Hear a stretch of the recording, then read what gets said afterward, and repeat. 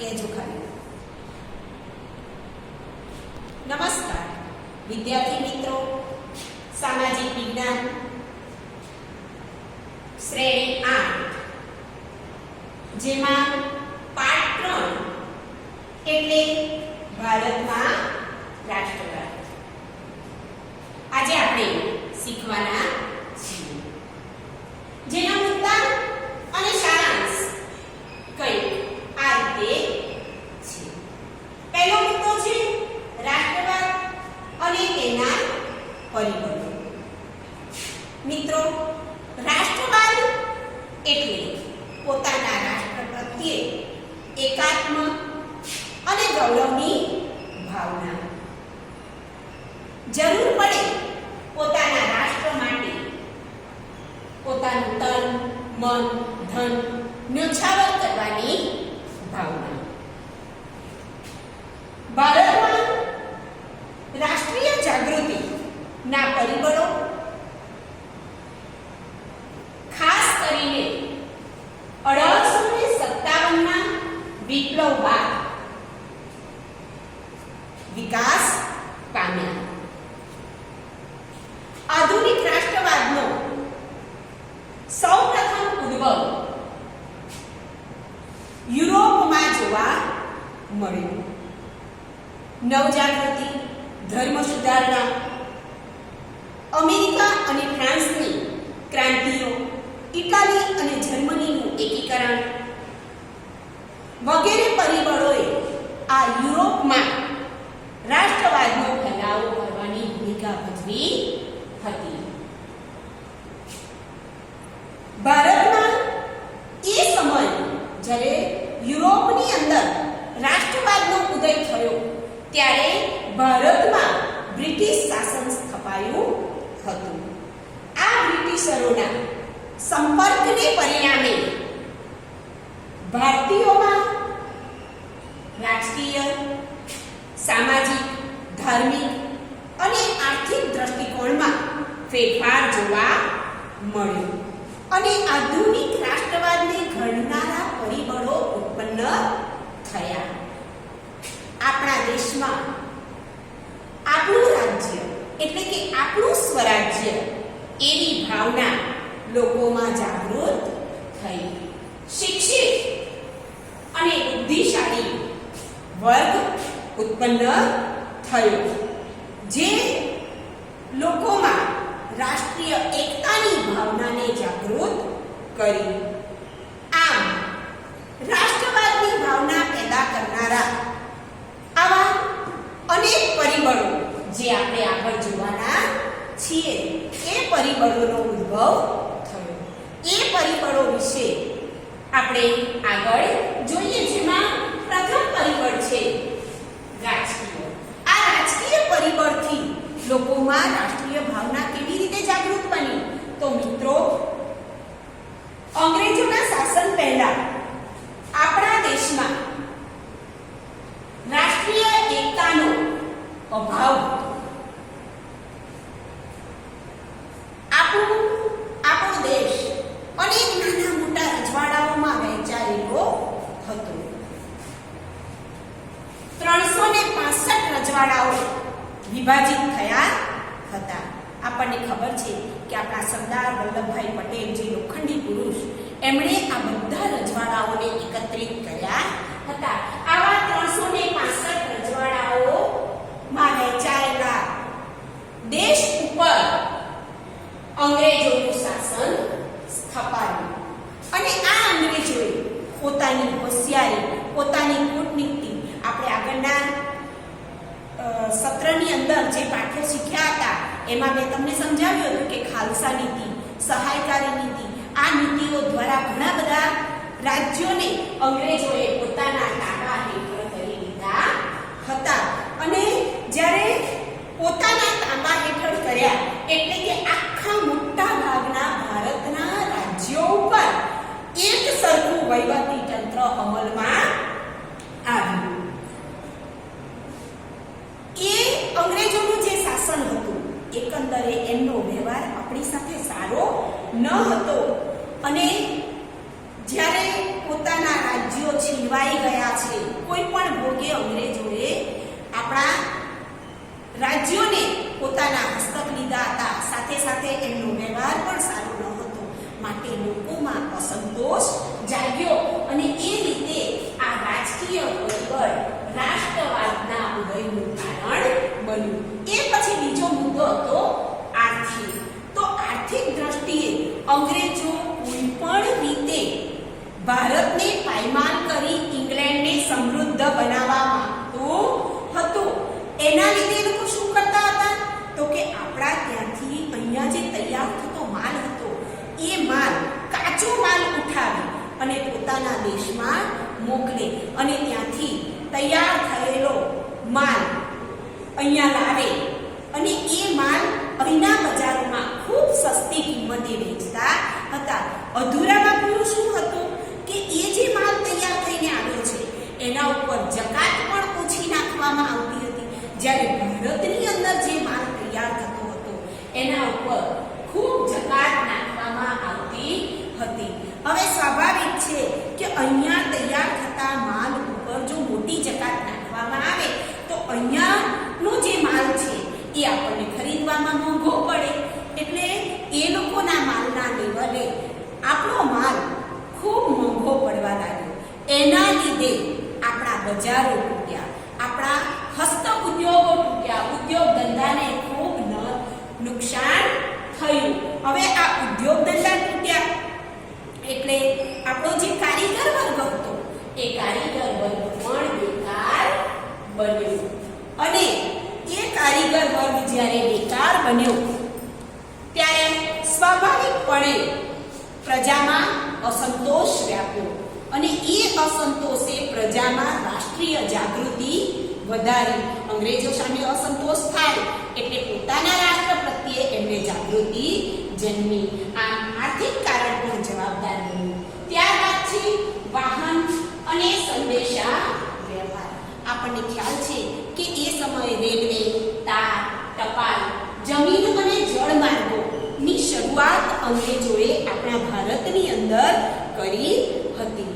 હવે આ જે શરૂઆત કરી એનો ફાયદો માત્ર ને માત્ર એમણે પોતાના માટે કર્યો હતો, પણ મહત્વની વસ્તુ એ છે કે એનો લાભ ભારતીય લોકોને પણ મળ્યો, આપણા દેશના લોકોને પણ એનો લાભ મળ્યો, જેના લીધે આપણે એકબીજાની નિકટ આવ્યા. એકબીજાની નિકટ આવતા શું થયું કે આપણે એકબીજાના વિચારોને જાણી શક્યા અને એ વિચારો જાણવાથી આપણા વિચારોની આપલે પણ થવા લાગી. જ્ઞાતિવાદ, કોમવાદ, પ્રદેશવાદ એના જે ભેદભાવો હતા એ ભેદભાવો પણ ઓછા થવા લાગ્યા. રાષ્ટ્રીય નેતાઓ મળવા લાગ્યા, કારણ કે વિચારો જાણ્યા એટલે કોનામાં નેતાગીરીનું પ્રબળ બળ છે એની આપણને જાણકારી થઈ અને એના લીધે પ્રજાની અંદર પ્રાદેશિક કક્ષાને બદલે રાષ્ટ્રીય કક્ષાની નેતાગીરી ઊભી થઈ, જેણે સ્વરાજ્યની સિદ્ધિમાં નોંધપાત્ર ફાળો આપ્યો. ત્યારબાદ ચોથો મુદ્દો છે શિક્ષણ અને સાહિત્ય. હવે જ્યારે અંગ્રેજી શાસન હતું ત્યારે અંગ્રેજી શિક્ષણ આપણા દેશમાં લાગુ પાડવામાં આવ્યું. હવે આ અંગ્રેજી શિક્ષણથી આપણને જ ફાયદો થયો. શું ફાયદો થયો?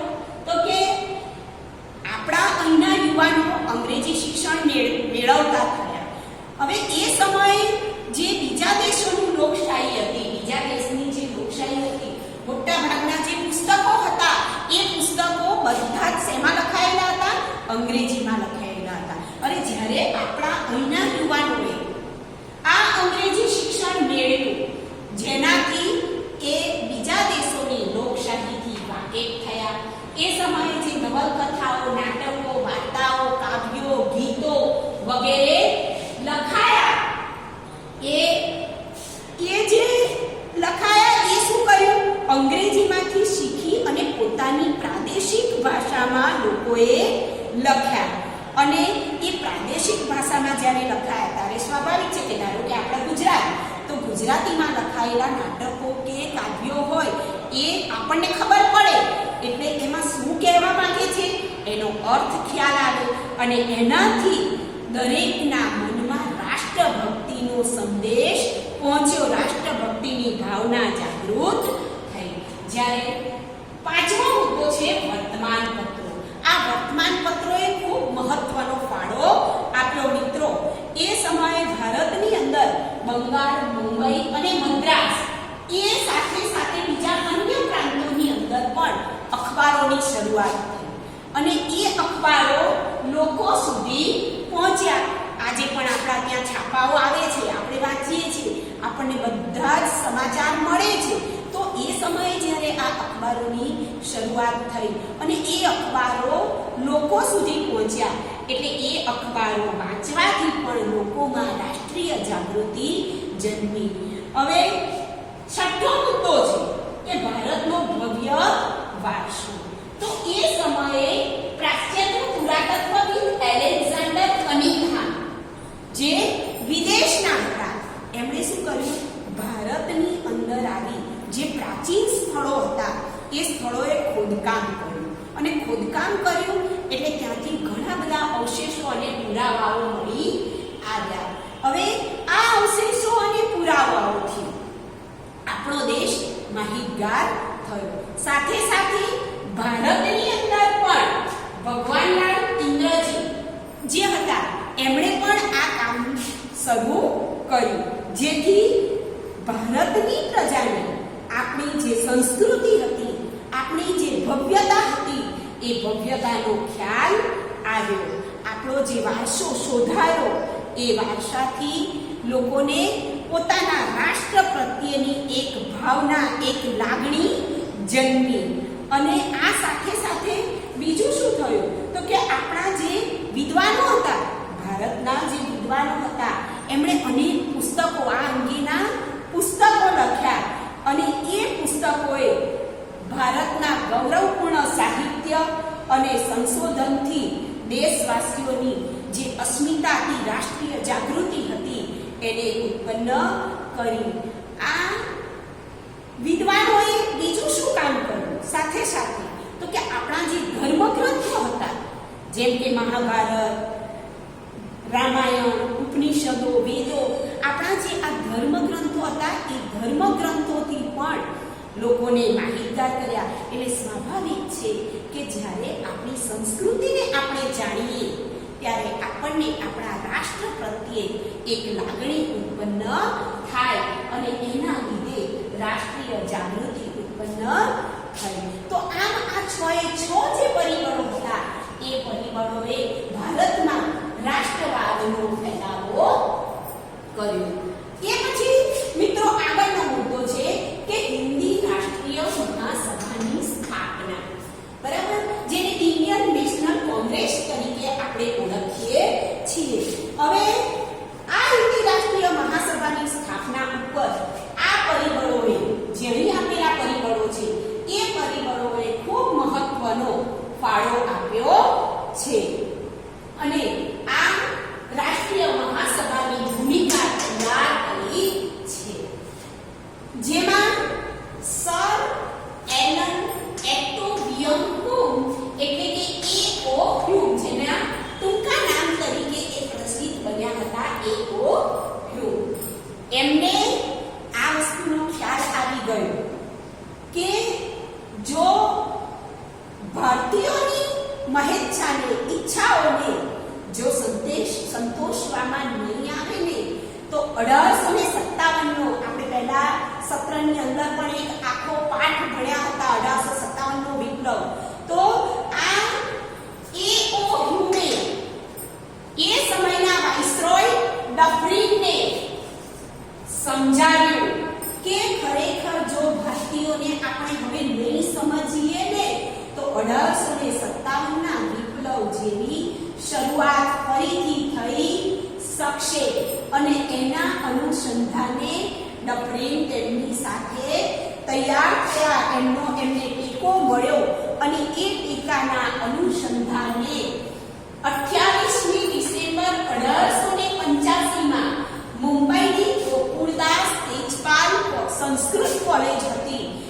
કોલેજમાં વ્યોમેશચંદ્ર બેનર્જીના પ્રમુખ પદે આ હિન્દી રાષ્ટ્રીય મહાસભાનું પ્રથમ અધિવેશન મળ્યું અને એ અધિવેશનની અંદર જુદા જુદા પ્રદેશોમાંથી કુલ 72 પ્રતિનિધિઓ આ છે 72 પ્રતિનિધિઓએ આ અધિવેશન જે ભરાયું એની અંદર હાજરી આપી હતી, જેમાં દાદાભાઈ નવરોજી હતા, ગોપાલકૃષ્ણ ગોખલે હતા, ફિરોઝ શાહ હતા, બદરુદ્દીન તૈયબજી હતા, કેટી તેલંગર, દિનશા વાંચા. આ જે આગેવાનો હતા એ આગેવાનોએ આના વિશે ઘણી બધી ચર્ચાઓ કરી અને પોતાની સમસ્યાઓને આ અધિવેશનમાં રજૂ કરી. પછી એવું નથી કે માત્ર આ એક અધિવેશન ભરાયું, એ પછી બીજું અધિવેશન પણ ભરાયું, જે ભરાયું હતું કલકત્તામાં, જેના પ્રમુખ પદે દાદાભાઈ નવરોજી હતા. 1886માં આ 85માં ભરાયું, એ પછી 1886માં ભરાયું, જેમાં 432 સભ્યોએ હાજરી આપી હતી. એના થોડાક સમય પછી એટલે કે એક વર્ષના ગાળામાં 1887 ની અંદર મદ્રાસમાં ત્રીજું અધિવેશન ભરાયું હિન્દી રાષ્ટ્રીય મહાસભાનું, જેના પ્રમુખ પદે બદરુદ્દીન તૈયબજી હતા. હવે આ અધિવેશનોમાં આપણી જે માંગણીઓ હતી, આપણી જે સમસ્યાઓ હતી, એ સમસ્યાઓને રજૂ કરવામાં આવી. હવે એ જ્યારે સમસ્યાઓ રજૂ કરી ત્યારે એણે શું કામગીરી કરી? મહાસભાની પ્રથમ તબક્કાની કામગીરી, તો કે એ શું કામગીરી કરી? તો એ કામગીરીના અનુસંધાને આપણે જોઈએ તો આ જે કામગીરી હતી એ કામગીરીને શેમાં મૂકવામાં આવી? બંધારણીયમાં મૂકવામાં આવી. મહાસભાએ સરકાર સમક્ષ રાજકીય અને આર્થિક તથા સામાજિક વિકાસ અને શૈક્ષણિક પ્રગતિ માટે કેટલીક માંગણીઓ અંગ્રેજ સરકાર સામે રજૂ કરી અને એ જે માંગણીઓ હતી એમાં શું માંગણી હતી? તો કે સૌથી પહેલા તો સરકારી નોકરીઓમાં હિન્દુઓને સ્થાન મળવું જોઈએ. સાથે સાથે જે લશ્કરી અને મુલકી ખાતાઓનો અંગ્રેજોનો જે લશ્કર મૂકતા હતા, આગળ આપણે જોયું હતું, તો એ જે ખર્ચ હતો એ ખર્ચ ઘટાડવો જોઈએ. સાથે સાથે કેટલાક ખેડૂતો દેવાદાર બન્યા હતા, તો તેમનું દેવું પણ માફ થવું જોઈએ. અને આપણા જે ગૃહ ઉદ્યોગો, આર્થિક નીતિમાં આપણે જોયું હતું કે આપણા જે ગૃહ ઉદ્યોગો નષ્ટ પામ્યા હતા, તો એ ગૃહ ઉદ્યોગોને પણ સજીવન કરવા જોઈએ. આ પ્રથમ તબક્કાની કામગીરીમાં પ્રસ્તાવના મૂકવામાં આવી. એ પછી મહાસભા દ્વારા કેન્દ્રીય તેમજ પ્રાંતીય ધારાગૃહોનો વિસ્તાર કરીને તેમાં 50% સભ્યો ચૂંટાયેલા હોવા જોઈએ. કેટલા સભ્યો? ધારાસભાની અંદર 50% સભ્યો ચૂંટાયેલા હોવા જોઈએ. હવે આ જે સભ્યો ચૂંટાઈને આવ્યા છે એ સભ્યોએ પોતાની જવાબદારીપૂર્વક ધારાસભાની કામગીરી કરવાની હતી. માટે એ પોતે એટલા બધા જાગૃત બન્યા, જેના લીધે આપણને યોગ્ય નેતાઓ મળી રહેવા લાગ્યા. સાથે સાથે વ્યક્તિ સ્વાતંત્ર્ય અને વાણી સ્વાતંત્ર્યને લગતા કાયદાઓ કારોબારીમાં મૂકવામાં આવ્યા. આમ આપણને વ્યક્તિ અને વાણી સ્વાતંત્ર્ય મળવાની એક પ્રેરણા જાગી. સાથે સાથે સારા એવા નેતાઓ પણ આપણને મળવા લાગ્યા. હવે આ નેતાઓ મળ્યા, બરાબર, પણ જુઓ આ કામગીરી ક્યાં સુધી ચાલે છે? અહીંયા મેં લખ્યું છે કે 1885માં શરૂ થયેલી હિન્દી રાષ્ટ્રીય મહાસભાની કામગીરી 1885માં શરૂ થઈ છે. અહીંયા 1905નું મેં એક મથાળું મારેલું છે. હા મિત્રો, 1905માં આ કામગીરીનો અંત આવી ગયો અને એ મુદ્દો છે ભાગલા પાડો અને રાજ કરો. આ જે કામગીરી શરૂ થઈ એમાં શરૂઆતની અંદર શું થયું? તો કે શરૂઆતમાં આપણા પ્રત્યે સહાનુભૂતિ બતાવવામાં આવી, આપણા પ્રત્યે લાગણી બતાવવામાં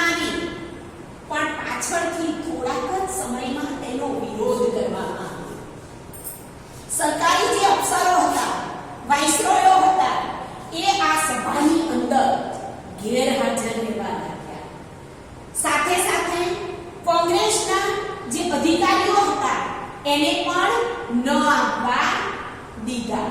અને એમ આપણી દરેક વસ્તુની, દરેક જે કામગીરી હતી એના ઉપર પ્રતિબંધ મૂકતા ગયા. એ જ કાળા દરમિયાન લોર્ડ કર્ઝન, મિત્રો આ છે લોર્ડ કર્ઝન, વાઇસરોય તરીકે હતો. એણે બંગાળમાં ભાગલા પાડવાની નીતિ અપનાવી. એણે વિચાર્યું કે ભાગલા પાડો અને રાજ કરો. અંગ્રેજોએ આપણી સાથે આ જ વસ્તુ કરી હતી કે ભાગલા પાડો અને રાજ કરો.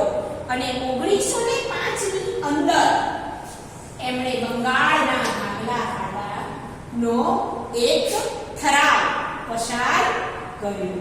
તો હવે બંગાળના ભાગલા, બંગાળ એ સમયે ખૂબ મોટો પ્રાંત હતો. બંગાળ, બિહાર અને ઓરિસ્સા 3 પ્રાંતોનો એની અંદર સમાવેશ થતો હતો. એની અંદર લગભગ 7 કરોડ 80 લાખ, કેટલી? 7 કરોડ 80 લાખ વસ્તી રહેતી હતી. એટલે કર્ઝને શું કીધું કે આટલા મોટા પ્રાંતમાં આટલી બધી મોટી વસ્તીનો વહીવટ કરવો અઘરો છે, મુશ્કેલ છે. આ વહીવટનું એકમાત્ર બહાનું કાઢ્યું. હવે જો મુશ્કેલ હતો તો એનું વિભાજન યોગ્ય રીતે થવું જોઈએ. પરંતુ એનું વિભાજન કઈ રીતે કરવામાં આવ્યું? તો જે પૂર્વ બંગાળ હતું, એ પૂર્વ બંગાળમાં માત્ર ને માત્ર મુસ્લિમ કોમ રહેતી હતી. તો આ જે પ્રાંત હતા એને 2 વિભાગમાં ન વહેંચતા માત્ર પૂર્વનો જે વિસ્તાર હતો જ્યાં માત્ર મુસ્લિમ કોમો રહેતી હતી, એ વિભાગને અલગ કરી દેવામાં આવ્યો, એના ભાગલા પાડવામાં આવ્યા. એટલે કર્ઝનનો આ એક કિમિયો હતો કે મુસ્લિમોને અલગ કરીશું, હિન્દુઓને અલગ કરીશું. એટલે કોમવાદ બંનેની વચ્ચે, હિન્દુ મુસ્લિમની વચ્ચે શું ઉત્પન્ન થશે? કોમવાદ ઉત્પન્ન થશે. આ એનો એક પ્લાન હતો. પણ આગળના આપણે પરિબળો જોયા જેમાં પ્રજામાં અસંતોષ, અને પ્રજાના અસંતોષે લોકોમાં જે લાગણી, જાગૃતિની ભાવના ઉત્પન્ન કરી. એ જ ભાવના અને એ જ જાગૃતિ લોકોમાં આ ભાગલા પાડતી વખતે, લોર્ડ કર્ઝને જે ભાગલા પાડ્યા એ લોકોમાં એ વખતે આવી. અને લોકોની એ જાગૃતિએ સરકારનો જે ઈરાદો હતો એ ઈરાદો સમજી ગયા અને ઉગ્ર વિરોધ કર્યો. અને આ વિરોધના અનુસંધાને ભારતની અંદર બંગાળમાં બંગનું આંદોલન કરવામાં આવ્યું. હવે આ આંદોલનના અનુસંધાને બંગાળમાં શું થયું? તો કે જાહેર સભાઓ યોજાઈ, સંઘર્ષો થયા, રેલીઓ કાઢવામાં આવી, અસંખ્ય પત્રિકાઓ છાપવામાં આવી. અને સાથે સાથે આ આંદોલનમાં બંકિમચંદ્ર ચટ્ટોપાધ્યાય, જેમણે એક નવલકથા લખી હતી આનંદ મઠ, આ આનંદ મઠમાંથી વંદે માતરમ ગીત, જે આજે પણ આપણે આપણી શાળામાં ગાઈએ છીએ, રાષ્ટ્રીય ગીત, બરાબર મિત્રો? તો આ આનંદ મઠમાં લખેલું વંદે માતરમ ગીત આ લડાઈનો, આ સંઘર્ષનો નારો બન્યું, દરેકના મુખ ઉપર ગવાતું થયું. જે દિવસે બંગાળના ભાગલા પાડવામાં આવ્યા એ દિવસને શોક દિન તરીકે ઉજવવામાં આવ્યો. અને આપણા રવિન્દ્રનાથ ટાગોરે તો આ દિવસને એકતા દિન તરીકે પણ ઉજવ્યો. કેમ? તો અંગ્રેજોના વિરોધમાં આપણે સૌ ભારતીયો સૌ એક બન્યા હતા. એટલે રવિન્દ્રનાથ ટાગોરે આ દિવસને, શોક દિવસને એકતા દિન તરીકે ઉજવવામાં આવ્યો. હવે મિત્રો, આમ આપણી જે એકતા જાગૃતિ આવી એના હજુ ઘણા બધા આંદોલનો થયા. હજુ આપણો પાઠ અધૂરો છે, ઘણા બધા મુદ્દાઓ બાકી છે. મિત્રો, અત્યારે આ મેં તમને જે મુદ્દાઓ શીખવાડ્યા આગળના મુદ્દા આપણે આગળના વિડીયોમાં લેવાના છીએ, પણ આ જે કંઈ આપણે મુદ્દા શીખ્યા એ મુદ્દાનું મિત્રો અત્યારે તમે આનો સ્ક્રીનશોટ પાડી લેજો, જેથી તમારે આ મુદ્દા તમારી નોટમાં લખવાના છે, માટે તેનો સ્ક્રીનશોટ પાડી લો મિત્રો.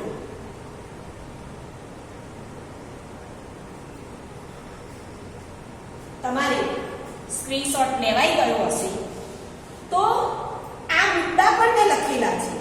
એ મુદ્દા અને એ મુદ્દાને અનુસંધાને મેં કેટલાક વધારાના પ્રશ્નો પણ મૂક્યા છે. તો આટલા મુદ્દા એનો સારાંશ લખ્યા બાદ તમે એ વધારાના પ્રશ્નો પણ લખજો. હું તમને અહીં આપું છું, એ તમે લઈ લેજો.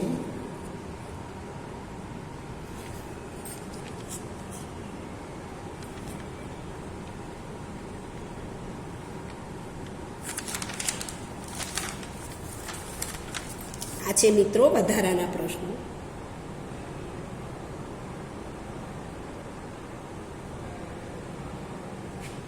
મિત્રો આગળના મુદ્દા સાથે આપણે ખૂબ ઝડપથી મળીશું.